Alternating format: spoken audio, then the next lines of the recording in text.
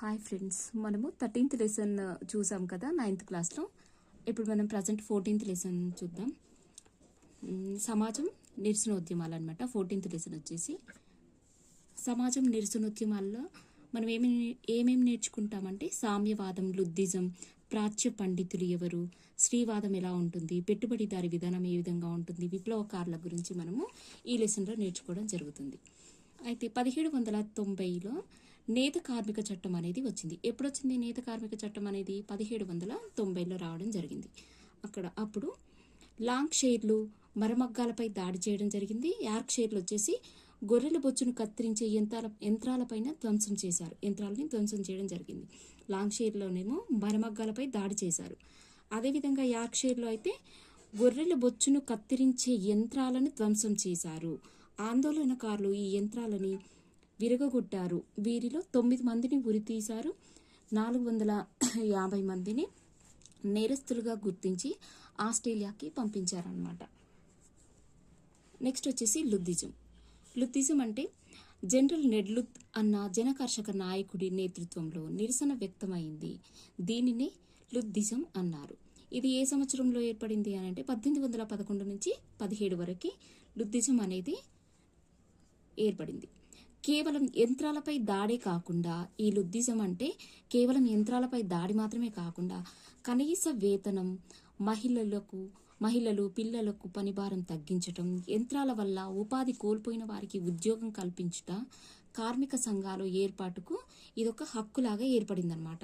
లుద్ధిజం అనేది ఓన్లీ కేవలం యంత్రాలపై దాడి మాత్రమే కాకుండా కనీస వేతనాల కోసం, పిల్లల యొక్క పనిభారం తగ్గించడం కోసం, యంత్రాల వల్ల ఉపాధి కోల్పోయిన వాళ్ళు ఉంటారు కదా, వాళ్ళకు ఉద్యోగం కల్పించే విధంగా ఈ కార్మిక సంఘాలు అనేవి ఒకే దగ్గర ఏర్పడ్డాయి. వీటిని లుద్ధిజం అంటారు. ఈ లుద్ధిజానికి నాయకుడిగా ఎవరున్నారు?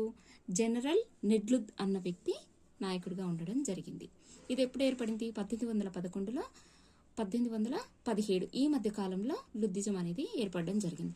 ఆ తర్వాత వచ్చింది మనకి సామ్యవాదం.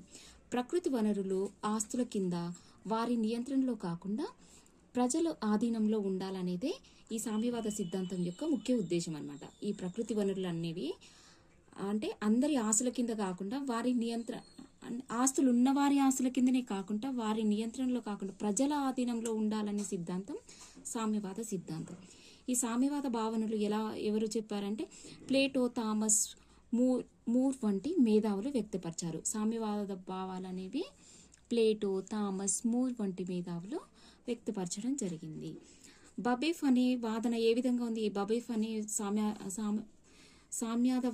సామ్యవాద భావన ఏ విధంగా ఉంది అని అంటే వ్యక్తిగత ఆస్తిని రద్దు చేసి భూమి, దాని ఫలాలు ఉమ్మడిగా అనుభవించాలని బబెఫ్ వాదించాడనమాట.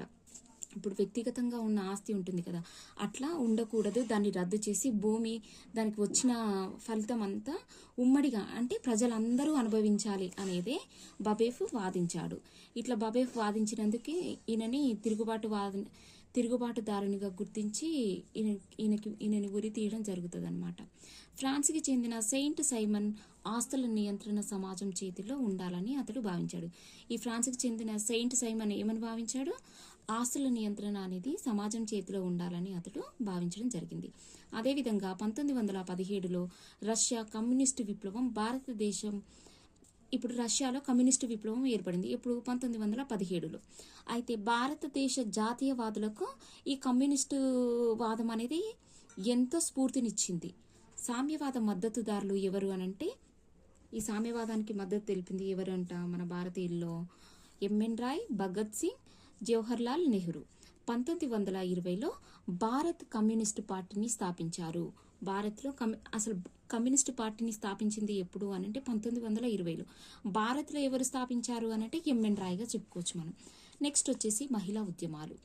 మానవ హక్కుల ప్రకటన ఫ్రెంచ్ విప్లవకారులు 1791లో. ఈ మానవ హక్కుల ప్రకటన అనేది ఈ ఫ్రెంచ్ విప్లవకారులు ఎప్పుడు ప్రకటన చేశారు? 1791లో. 1928లో ఇంగ్లాండ్ మహిళలకి ఓటు హక్కు కల్పించారు. మొట్టమొదటిసారిగా మన ప్రపంచంలోనే మొదటిగా మహిళలకి ఓటు హక్కు కల్పించిన దేశం ఏంటి అని చెప్పుకుంటే మనం న్యూజిలాండ్గా చెప్పుకోవచ్చు. మొట్టమొదటిగా 1893లో న్యూజిలాండ్ మహిళలకి మొట్టమొదటిగా ఓటు హక్కు కల్పించారు. ఆ తర్వాత రష్యా 1917లో రష్యాలో మహిళలకి ఓటు హక్కు రావడం జరిగింది. ఆ తర్వాత ఇంగ్లాండ్లో అనమాట 1928 ఇంగ్లాండ్ మహిళలకి ఓటు హక్కు అనేది కల్పించారు. Thank you friends. ఇంతే ఫ్రెండ్స్ ఈ లెసన్. ఇంకా అంటే చాలా పెద్దగా ఉంటుంది, కాకపోతే మనం మెయిన్ బిట్స్ అన్ని తీసి నేను చెప్పడం జరిగింది. మీకు వీలైతే ఒకసారి లెసన్ చదవడానికి ట్రై చేయండి, కానీ బిట్స్ అయితే ఇవే వస్తాయి ఫ్రెండ్స్. కొంచెం ఇవి ఇంపార్టెంట్ చూసుకోవడానికి ట్రై చేయండి. ఇందులో సామ్యవాదం లుద్ధిజం గురించి ఒకవేళ ఎగ్జామ్లో వచ్చే అవకాశం ఉంటుంది. మళ్ళీ ఒకసారి వీడియో వినండి మీకు అర్థం కాకపోతే. Thank you friends. లైక్ చేయండి, షేర్ చేయండి. యశ్వంత్ స్టడీ సర్కిల్ని సబ్స్క్రైబ్ చేసుకోండి. Thank you friends.